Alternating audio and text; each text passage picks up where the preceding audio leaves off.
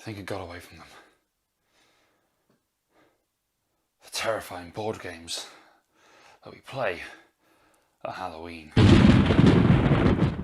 Hello everyone and welcome once again to the Zatu social media platforms. My name is Luke, I am one of the bloggers here at Zatu, and you can also find me doing stuff over at the Game Emporium, where I do some videos about board games as well as writing for the blog at Zatu and some playthroughs in general.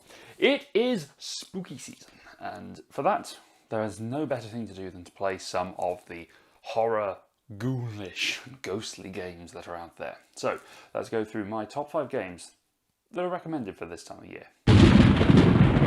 Starting at number 5, if you want to rock up to your gaming night of Halloween goodness in your costume, then you can do no wrong by turning up and playing Villainous. This is a game where you can come as pretty much any fancy dress costume that you may fancy, whether it's Star Wars, Disney, Marvel, they're all there. You've got a version for you.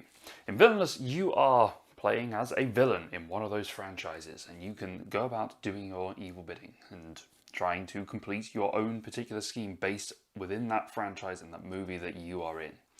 You can either find your way as Ursula to try and get the contracts to seal away Ariel and King Triton, or you can be Jafar and get yourself the amulet and the genie and the power that is held within it, the infinitesimal universal power in an itty-bitty living space.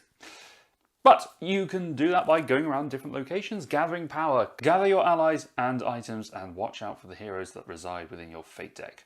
An ill-timed fate action by your opponent will make it a lot harder for you to complete your objectives, so be careful of who you might annoy this Halloween. At number 4, this is a game that could not get any more ghostly. This is a wonderful game where if you like Cluedo, this is an excellent step up for you. This is Mysterium. You and up to 6 more players are going to be playing this cooperative version of Cluedo, where you're still trying to solve a murder where there is a place, a location and a person that you are trying to deduce. However, one of you is the murdered ghost, and you are trying to pass on the information to your friends and allies through the medium of, well, mediums. They're all mediums. They're all spiritual mediums, and they're trying to discern what you're trying to do by their various visions. And these visions are not normal. They are weird and wonderful, and there is absolutely beautiful art on there that you have to try and get them to build up to. And at the end of the 7 rounds, if you have managed to get everyone to the end, where they have their item, their place and their people, then there's a final guess. But if you don't get there, then it's hard luck and no one will solve your murder. That came off a lot creepier than I intended to. I'm so sorry about that. At number 3 is Whirling Witchcraft. This is a little engine builder game where you are building these tiny little cauldrons. You're putting potion ingredients into them and playing cards from your hand to get the ingredients to fill out your potion request, so you can chain those actions to create extra resources that you then pass on to your opponent. Aim of the game is to try and overflow your opponent's supply of general resources that they can't consume them all, and that will cause them to lose points. If you manage to do this the most successfully, then you will win. And it's a fun little game to play at this time of year because you've got those wonderful little cauldrons that I'll flash up here.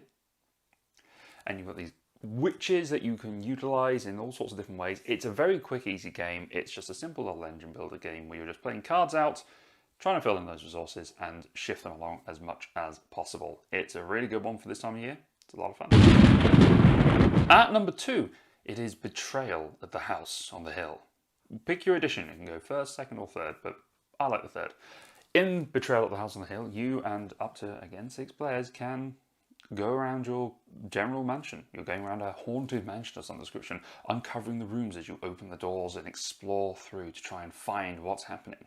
However, as the game develops, you increase the chance of a haunt happening, in which case something terrible will happen. You'll awaken a great evil that resides within the house. And depending on what triggers the haunt, you'll have a certain scenario that you will have to enact. Now, you can play this game in a multitude of ways. You can play it so that there is a traitor hidden amongst you that will trigger when the haunt is revealed, and they will have their own objective to go against you, one against many. There is an option where you're all the traitor, sort of, and you're having to go against each other, the last person standing. Or there is no traitor, and it's just the game trying to kill you. It's absolutely terrifying, and it's really good fun. You can set up all sorts of different scenarios. So give it a go.